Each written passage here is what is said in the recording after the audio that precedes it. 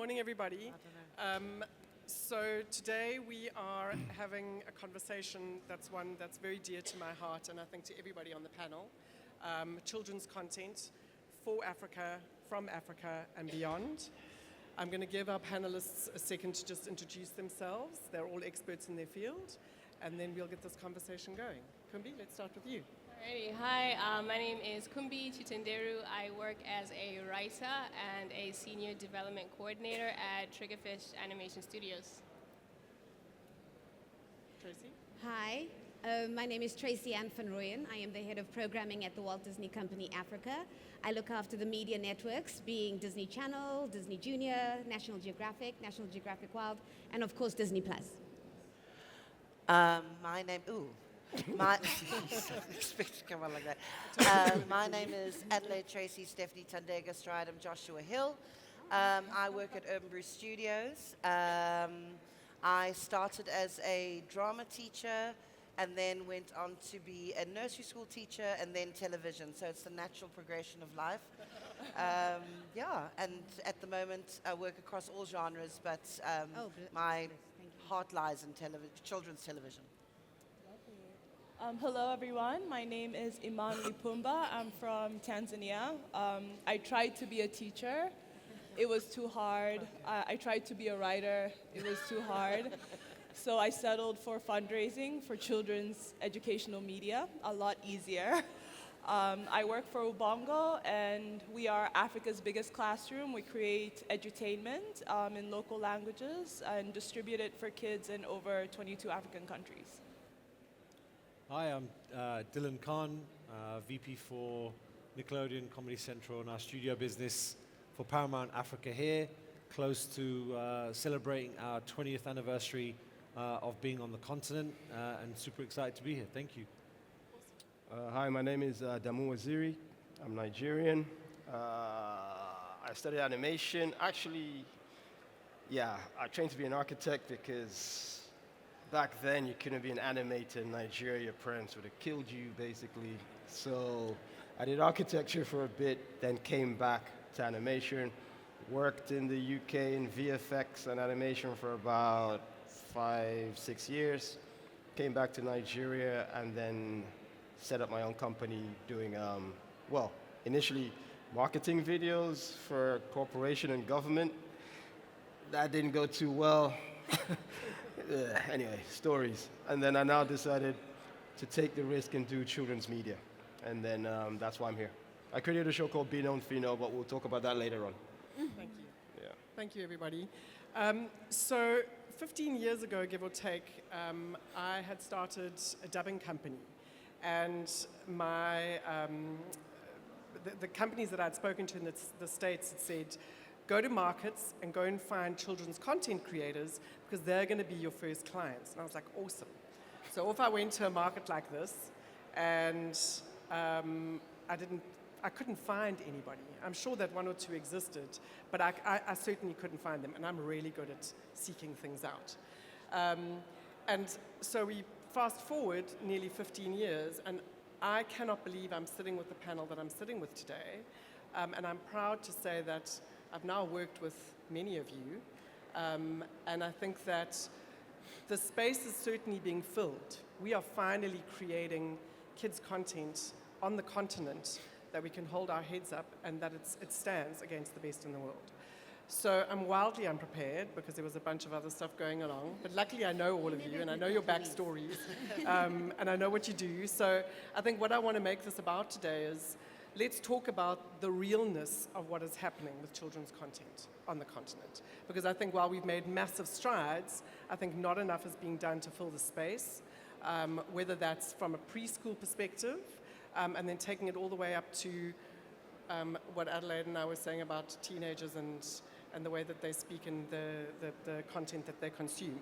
So I think I'm going to start off with you. So back in the day, you were the executive producer on Yo TV. Which at the time, I mean, it was groundbreaking. It was the first on the continent. It was a live show with kids, and it certainly is a very important part of my formative years. Like, tell us about it and where you think it's gotten to now. I think what was so exciting when I started on Yo, I started as an education specialist. Gosh. But the thing about it is that when Yo TV came into the picture, it was children, television for the children, by the children. So they were actually a part of the journey. They were part of the production team. I mean, I see there's Terry who used to work with me on Yo TV. And the one thing about it was we had fun. And they were having fun. And they were genuine friends.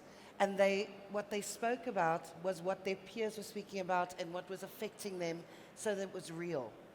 And the one thing that I feel, I mean, luckily we have Playroom now that's come back and filled that gap of live children's television. But the reality is that there's a lot of young people that don't have a space to, of course there's Twitter and social media and all of that, but the anonymity of it and the bullying that's behind it. And here's a safe space where they can speak about things, where they can talk about the things that concern them. And I think for me, that is what we need. That's the gap we need to fill, because one television show is not going to solve all the problems, but at least it's a space for them. Yeah. Thank you. Tracy Ann, I've got to come to you, because I think Disney, what is Disney doing in this space? I mean, Team Sayari is certainly children's television by children, and it's been linked to programs within the environment on National Geographic, which is not traditionally a children's channel. Yeah. What have you found has happened with that? Well, Disney is definitely about telling authentic storytelling, something that is completely globally rooted in really deep storytelling that is really understanding who your market is. But at the same time, while we're being globally impactful, we also need to be locally relevant. And right now in that space, we have a channel called National Geographic, which has a 100-year legacy in the world. And we understood that parents are feeling that that was a safe space, especially National Geographic Wild, to leave their kids in front of. And the kids were watching content there, but there wasn't necessarily anything that was necessarily geared towards them. And we saw this as an opportunity to create content that was for kids. And we developed, with our partners in East Africa, a show called Team Sayari, Sayari meaning planet in Swahili, where kids were actually the protagonists in educating African kids about conservation, about biodiversity, but not in just like an edutainment space, but in a really fun, engaging space where kids were going out and doing field reports all across Africa, speaking to people in their spaces, scientists, National Geographic explorers, and really investigating what it meant to be an eco-warrior as a kid. And we created 20 episodes for National Geographic, and I can safely say that we are so proud of that content because of the fact that kids, African kids, saw African kids talking about content or talking about conservation and how to be important and impactful in the space of conservation on the continent. And they themselves were able to take those stories out into the second part of the show, which was actually an outreach program where kids in underserved communities, where they don't have social media or they don't have data, were watching the shows and therefore getting the tools and understanding their environment better. So that's one of the ways in which Disney is pitching up in this space. But then, of course, we do have entertainment channels such as Disney Channel and Disney Junior. And in those spaces, we're taking our global stories and we're making them accessible to our audiences across the continent, and really taking global themes and stories that are there in shows like Doc McStuffins, you know, The Lion Guard. We recently just launched Ariel on Disney Junior. But to that extent, we do more with it. We dub them into Zulu or Isisutu. And then I'm really excited about the current things that we are doing, where we are making local content, drawing on the impact of things that you have done in the Yo TV space. We have a show called Click Club, where young kids are gathering together on Disney Channel, and they're talking about just being kids and making fun things out of food and talking to influential people that are considered influencers in the market. On the 24th of September, we will be doing a heritage special on Disney Channel for Click Club, where we're speaking to hula Vulasani Ravele, and she's coming full circle from Yo TV onto Disney Channel, and we're taking that wild room model into the spaces where kids are seeing South African kids talk and interact with each other, and not just their phones. And then, of course, one of our producers this year from Storyline, we made a show called Wendy and Cubs, where these two little boys get to go on adventures every day with historical African heroes from the past. So they're in a little bit of a dynamic, situation where they need something solved, and Nelson Mandela pitches up and says, "This is what I did." Or, Nana Asmau pitches up and she says, "This is what I did." So Disney is pitching up in these spaces where we're being really global in our storytelling, but really locally relevant. So that's what we're doing.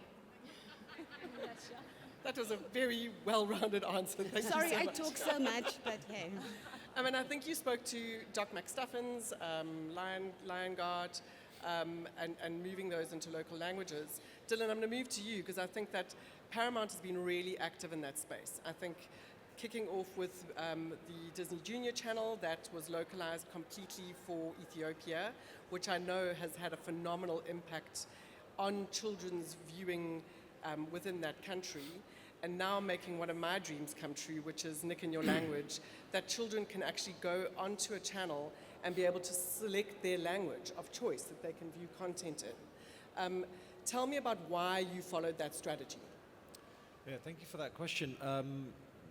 We've had a kind of multi-pronged approach to the Nickelodeon channels, whether it's Nickelodeon, Nicktoons or Nick Jr., each of them talks to a different subset and demo for kids and family.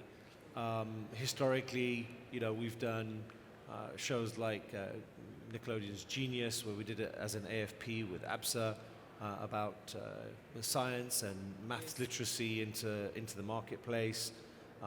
We've done a show called Nick Music, again, specialist from our sister channel, which is MTV Base, connecting with kids that love music.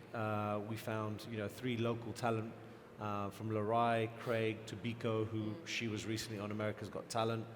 So unearthing talent has also been a key thing. Engaging with audiences on the ground with things like Nick Fest and Slime Fest, getting kids and families out, whether it's here in South Africa or in Nigeria. Taking our talent to the world is a mission that we have, again, through any of our brands, whether it's BET giving Burna Boy or Davido a global stage, all the way through to the KCAs, again, where we kind of celebrate African talent from across the continent. Similar to most people here, we have one thing in common, which is really about taking Africa to the world. Yes. Talent, content, all eyes are on the continent. Fastest growing youth population comes out of Africa, and every brand wants to be here. So I think for us, where we kind of took our next strategic approach was to look at dubbing. And some ideas come from pure accident. For Heritage Day, I think nearly about 3 years ago, someone in the team said, "Hey, wouldn't it be really cool if we dubbed the theme song to SpongeBob into Zulu?" And we're like, "Yeah, does anyone in the office know how to speak Zulu?" "Yeah, there's a few of us." We just went into the audio suite and did a dub, and it was really cool. Put it out there on social media. People loved it. We were like, "Hold on, is there something to this?" I said, "Yeah, let's dub an episode." We dubbed one, and then we partnered with this company you might know of called EarCandy, and we dubbed SpongeBob into Zulu, called him Zulu SpongeBob. And we kind of put it out there. We didn't really kind of go out there with some big Marcoms plan. We were like, let's put it out there. We'll let the audience know it's there. And it just did phenomenally well. That first season that we played gave us 1 million unique viewers who had never been to Nicktoons before, that came to us on the DSTV platform. It's a pay TV platform. That's a really, really big, thing. And that kind of led to us doing more dubs of SpongeBob. Then this year we dubbed into Afrikaans as well. And it took a journey to get there, but there's a lot of technical pieces to it. I think just getting the system to be able to switch languages on the decoder. But now it's on catch up, it's on stream, it's on DSTV itself. And we took that kind of strategic approach to make a start. You're going to have people saying, well, what about this language and this region and what? But I think where we decided was like, it's better to make a start than sit on the sidelines. So we did this, and we've done it with our key franchises, with SpongeBob, as I mentioned, Teenage Mutant Ninja Turtles, Dora, Paw Patrol. You know the list better than I probably. But so we really kind of took that, and it's really taken off in a major way. And I think what it does is it tells, especially a lot of international broadcasters, that actually, if you really want to find the space in the USP, it's really about local language and finding a way to really connect. I think it's great that we make local content. I think there's other layers that we can all start to do. And I think recently I saw that some of the kids channels for BBC have also done a dub now for some of their popular shows during Heritage Month. Yeah. So I think by no means were we the first, but I think it's a case that more and more of us, with the likes of our colleagues at Disney or Netflix or Amazon or Showmax, I think the more and more that the local language kind of goes in, we found with our research that kids and families love it. The parents really, really see the value in the language piece. Well, I think we assume that South Africa is English. The people coming from the outside, and we're not. The majority of people speak Zulu. And I remember the day I was in the airport in Johannesburg, and the security guard came bounding towards me, singing SpongeBob in Zulu. And I was like, wow, that's the power of language and culture. And I think to tap into that is what's going to really enable us to speak directly to kids and create that change. Yeah. I think it's super exciting times. And I think speaking about language and culture, Adamu with Bino and Fino, Adamu was the first African animator, and Nigerian most specifically, that I met. So shortly after those 15 years ago, he and I somehow, I just said earlier, it was kind of almost before the internet. And I played I think that I'd found some cartoons on YouTube, and I played them to my kids. And he and his wife Zena came over for dinner, and my kids, it was like my daughter was like, oh my God, it's Bino's dad. And I think that they are so uniquely Nigerian, and the stories that you're telling are so important from a cultural perspective. So tell us about that. Like, what made you go there? Boy, I think the reasons why I did Bino and Fino and why I do it now are different. But when I first started it, I just started because it was simple. I thought there was nothing like it. I couldn't find anything like it. So I just thought, okay, cool. I'm an animator. This is what I do. I think I like the idea of providing something of value to children. When I grew up, I watched animation. I loved it. So it just made sense. I was like, where's ours, so to speak? But it was very abstract. I just thought, I just want to do something from our side. Let's just go ahead and do it. But now, as a dad, why I do this show is different. It's similar but different. Right now, I see the show as almost like as a protector of my kids, if that makes any sense. Yeah. It's almost as if it's like I got to know about Japan through anime. I got to know about US through Sesame Street. I got good vibes about different countries by watching animation. Before I even step foot, I still want to go. I haven't been to Tokyo yet. I still want to go to Tokyo because of Voltron, right? So I learned Mikasa, Sukasa. I learned how to count in Spanish through Sesame Street. So I'm Nigerian. I got the green passport. The green passport. You also just showed your age because you spoke about Sesame Street and not Dora. Dora's no. Sesame Street is my time. Well, my point is, it's like I see it was almost like a kind of soft power PR thing now. It's a war out there, the way I see it.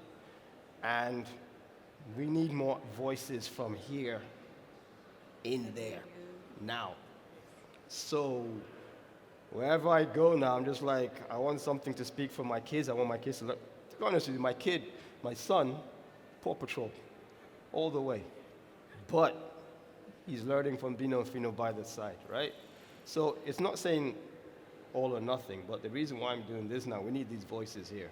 And it's just not, it's for us and for the world. I want to We have people in China, Brazil, Spain, Portugal, wherever it is, watching the show, reporting back about, that's the first time they ever heard about either Jollof, or they knew about Queen Amina, or they knew about whatever it is that we're giving out. So, colonial history. Doesn't have to be heavy or light, it depends what the spectrum is. But for me, yeah, and having those voices, genuine voices in children's culture at the beginning where you're forming your mindset is incredibly important. So yeah, the kind of reason has changed from when I started to now. It's kind of similar, but it's a lot more visceral now. It's a lot more visceral. And you and I have walked a long journey together. I mean, as friends, and I'm such a huge fan of the brand.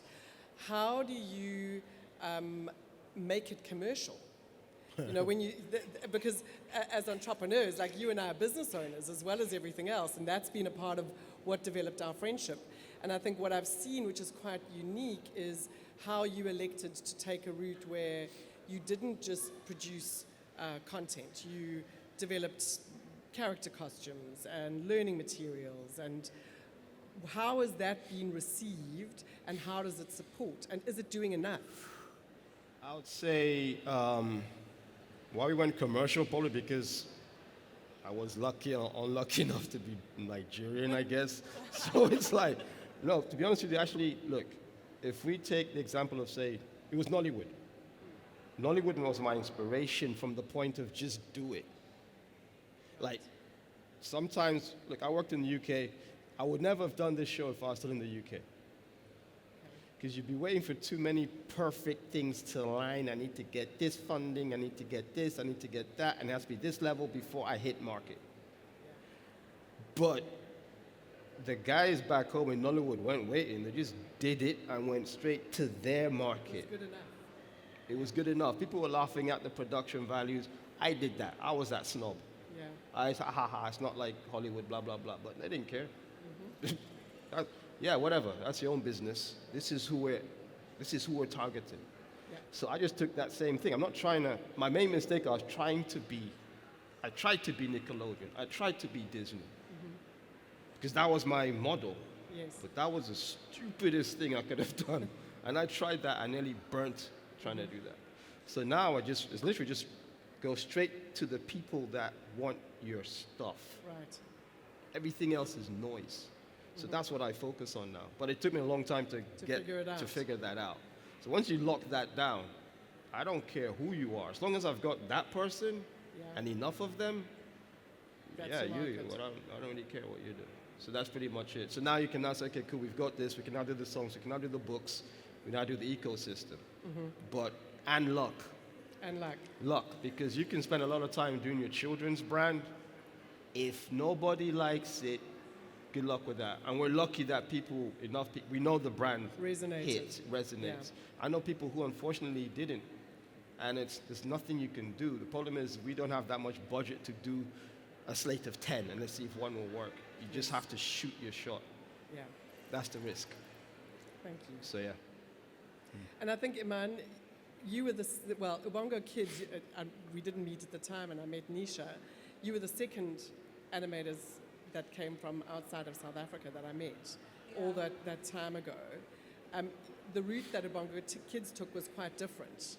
And that was to take a social route and present as a non-profit. And I think what really resonated about, I was saying to Kumbi, I'm all about backstory, I love backstory. And what resonated with me about yours was how, as a little girl, you were watching programs, but nobody in those programs looked like you. And that's what motivated you to get into the space and to take the route that you've taken. So what are the challenges that exist around, you've got a phenomenal brand, you've developed multiple programs, what are the challenges around getting funding and enough funding? Because the conversation we had yesterday, you're like, we were broke for a really long time. And if it wasn't for COVID was what showed people that kids need to be educated inside their homes. So what are those challenges? Like, what's been really hard about it? Yeah, so I guess to echo what Adamu said, the funding journey for Ubongo has really been about maintaining your mission and value, right? And finding the people that align with that, right, in terms of resources. And yeah, it's been a journey. So we also started as a for-profit and quickly realized that the investors that we were engaging with at the time wanted us to deviate from the audience that we wanted to reach, which was really not even kids like me, but kids who were even more underserved than I was, right? We started in Tanzania, so it was mainly focusing on Tanzania and East Africa at the time, and really using media, right, which is so far-reaching and traditional media, to help kids learn and help fill that educational gap that we were seeing in the kind of the formal education space. So that's what motivated us to transition from a for-profit to a non-profit, because our value of creating lifelong learners was more aligned with funders, right, education funders, than with people looking for ROIs, right, on their investment. In terms of challenges, there are multiple, right? One, we are an education company that uses media, so it's always very, people are always shocked when I tell them how long it takes for us to develop a new season of 13 episodes, which is a year and a half, because for that first year, it's all research. We have a huge education team that is going through like curriculum design and like scientists testing and seeing, how long are kids engaging with the content and when are they dropping off. It's incredibly scientific work, but you're still trying to ensure that you're infusing the entertainment value, because that's what brings the kids and keeps the kids, right? And you're infusing like learning within that. So the length of period of time that it takes for us to create content means that overall, like, while our content library is quite robust, right, but going into the market, right, and working with broadcasters and different platforms, their expectations are that, you have catalogs that are way more expansive, right? So there are barriers to distribution, right? That's a big thing. And then, of course, while we are funded by mainly philanthropy, we are part of the commercial broadcast ecosystem, right? And I mean, we've had many conversations here today with different platforms, and what you always hear is there's no money in children's content, right? Everyone's budgets are being cut down, and advertisers are not spending as much on linear TV, etc. So you hear that, right? And then also, once again, you hear the thing about, well, how much content do you have? Because we're going to go through it very quickly. So all in all, just that how we operate, but then also the marketplace itself and its expectations make it a lot harder to reach children, right, in this space, which also then kind of trickles back down and affects funding opportunities.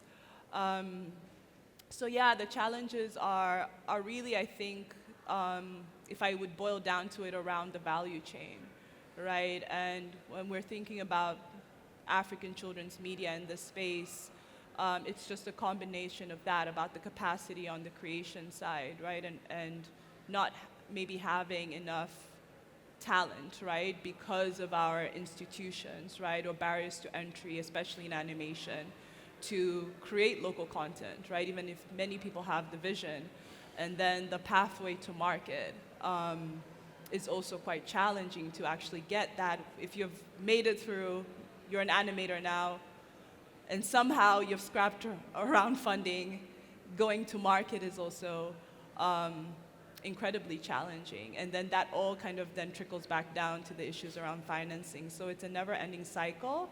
But I guess on the positive side of that, I think there are many examples of really scrappy local talent, right, who have found their own path. And I would echo what Adamu said. It's like, align on your mission and find the people who align with that. And that could be funders, it could be direct to consumers.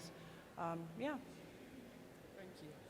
I mean, I think you spoke to development and the time it takes, which I think is often something that is ignored, and there's a lot of ignorance around it. I think, Kumbi, talk to me about the development process and how we're in a business at the end of the day. So how does the business side impact the development aspect of what you do? Yeah, of creating something like Kizazimoto. I mean, I think Kizazi was very unique for me anyway, because I came onto it, the train had already left the station. I had to figure. That your role then wasn't important. Which Not was at all, the not case. at all. I think it was one of Don't those. minimize it. Don't minimize it, definitely. But I think what Kizazi did for me, and I think a lot of my generation, us millennials, we discovered that it was cool with kids, but it was also cool with us. And I think to echo again what Adamu and Iman were saying, that we were able to then see ourselves as well in a very imaginative space. The fact that we are still saying, "Oh, Lion King" as Africa says a lot about what we were able to see growing up, and what we're still able to see even as adults. And I think what I found important, especially with Kizazi, and that launched me into a PhD, that's another story. Yes, I want to talk about that. What I found interesting there was that it does, to empower the younger generation, it does take the previous generation to feel empowered as well. And I think in the development process, what I've now found is I think it's great and it's wonderful that we're getting to start the process of dubbing stuff that comes maybe from the Western Hemisphere into our languages so that we can access it. But I think what I found in the development process can be that push and pull, is that thing of we have to make what I call access points for our Western brothers and sisters to be able to fit into our narratives, right? Because oftentimes when they say, "Oh, I don't know if that content is it's quite unique," they don't mean the themes, and they don't mean necessarily the curriculum and what we're learning. It feels like, "Oh, but this is happening in a rural village. Is this going to be accessible maybe to our kids, because they don't understand that." And I think one thing I have often taken along the journey is it really is a mindset thing, where we have now learned to humanize and see ourselves in Western stories. I think, again, it's time for our Western brothers and sisters to humanize us and see themselves in us without necessarily needing to have access points into it. I think that's the push and pull, but it's a thing of much like what Dylan said, we are taking our content out, but I think we also need to find spaces, as Adamo said, that to take our content to ourselves as well. Because I think the more we market to ourselves, the more we consume it, the bigger we also get to grow alongside those who've already paved the way in the animation space. 40% of Africans are under the age of 15. That's the thing. So we really have to consider what stories we're telling to ourselves. Could I just talk to that a bit? Yes. Because it's so interesting about Kizazimoto, because what I'm hearing on the panel is, where's the opportunity to, this feels like it's in my nose, where's the opportunity to make sure that we can let kids grow up seeing themselves? And what's going to allow us to do that in the kids space, creating content where it's not just, global titles, but how is it locally relevant? And I think with the case of Kizazimoto, we did that between Triggerfish and Disney. We partnered with people. We partnered with communities in Team Sayari when we went there to make sure that we were able to surface that. And partnership is very important, to make sure that when you're going and you're telling a story, to make sure that kids can see it and it becomes locally relevant to them, you're partnering with the right people that have the right local voice in it.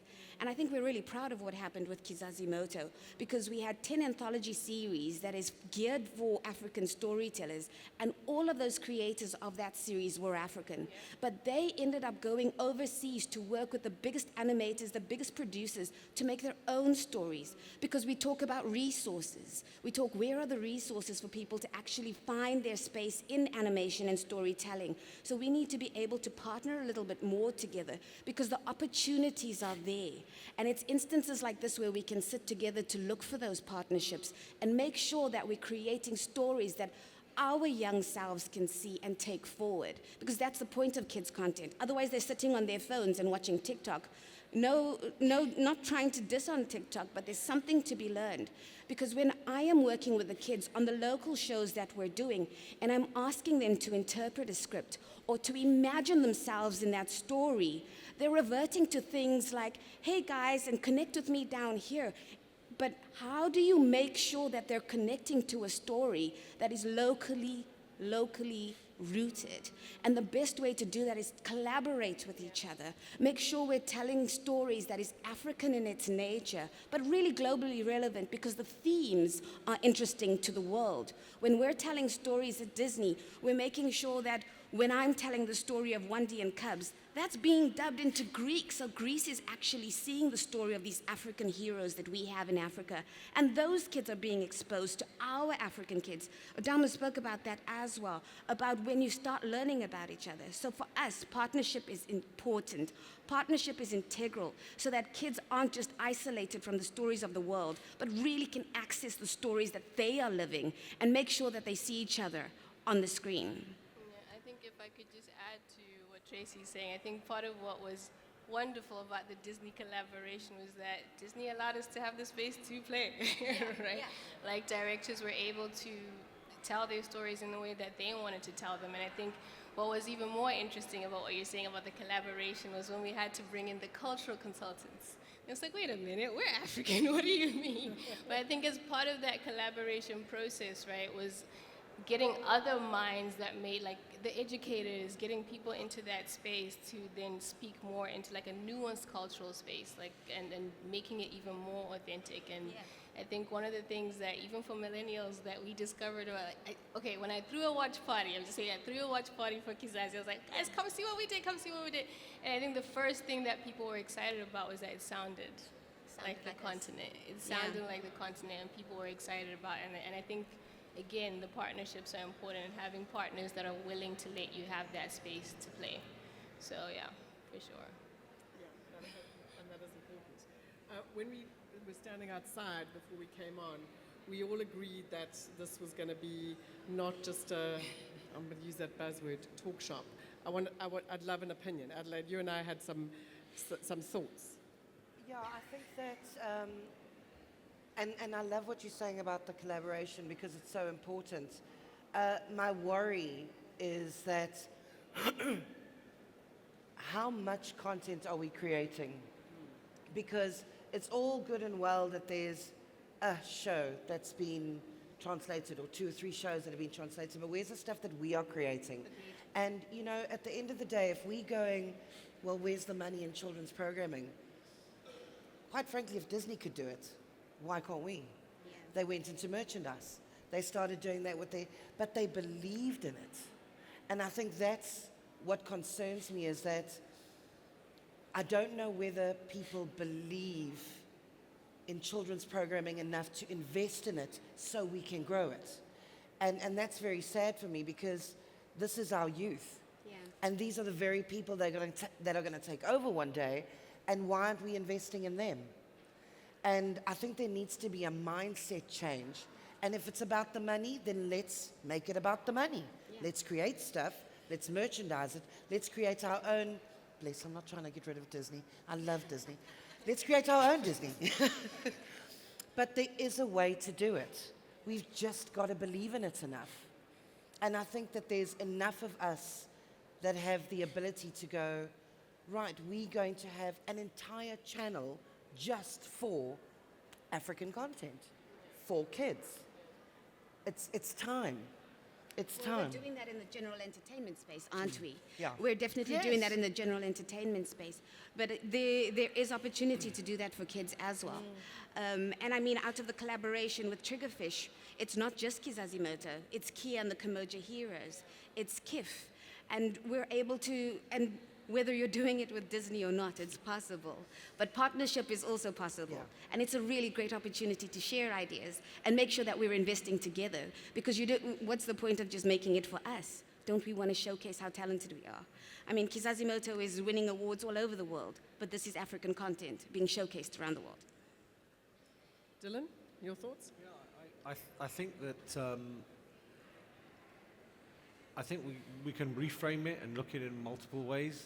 I think where the opportunity comes, whilst we've got complexities on the continent around ad markets and business models and whatnot, I think looking at just a creator, a producer, somebody who wants to create something that tells that story and it inspires a lot of other people to feel that it's reachable and doable, is always going to kind of boil down to technology. As soon as technology enters the marketplace, and it democratizes the marketplace. Once upon a time, if you were a producer, you would have said, oh my God, I can only go to free-to-air.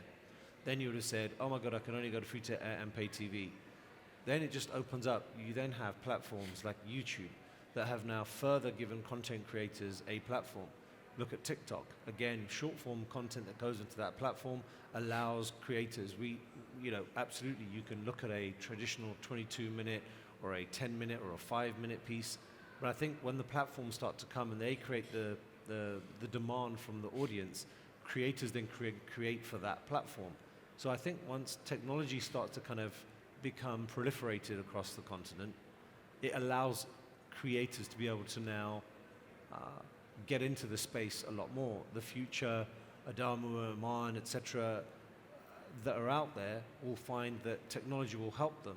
Yeah. I don't want to say the dreaded letters AI, but that will absolutely have an opportunity and an impact for creators that will help them. So if you look at the animation space, I mean, when we say content, there's different types of content. There's live action, there's animation, etc. But in the animation space, AI can help you in that space to be able to now get into the marketplace. Those barriers to entry then start to fall away. The costs of being able to do an animation can start to fall away. There'll be pros and cons to it. There's upside, there'll be winners, but also losers on that.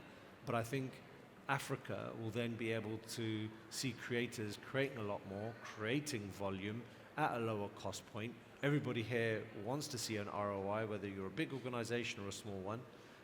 You want to be able to have the opportunity to do it. So I think the opportunity will come in the short term once that technology starts to hit and everybody finds it accessible. That, I think, was where the opportunity lies. And I think that's fantastic because the gatekeepers, those who have the billions behind them and a global footprint, will now find that smaller people will enter. And I think that the point that was made around the collaboration, I think that will also then start to come together. I think if everybody wants to try to scale Everest on their own in one go, I think that becomes a lot harder. I think the journey with lots of people with technology will open it up. And I think what the technology will do, I'll come to you now, Adamu, is that it's going to enable creators to create local content. Because I think it's easy for us to talk about African content, but we're not Africa. You know, we're 52 or 54 countries, and each of us have our unique languages and cultures, and so that democratization is going to enable the next wave of Adamus and Ubongo kids to come through and create stories that are relevant not just to an African or continental audience, but a Ugandan audience and, you know, a Nigerian audience or wherever it may be. So yeah, I absolutely agree with that. You wanted to say, and then we're going to have to start wrapping up. And I want to Okay, just quick, because I'm running out of time. Two things. One, government needs to step up the game. A lot of African governments need to step up their games hardcore. But we don't have time to get into that, but I got to say that.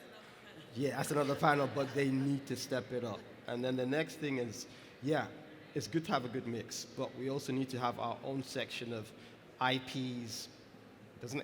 Don't try and be Disney. You kill yourself. Don't do that. But we have to have a strand of IPs that we own the entire structure.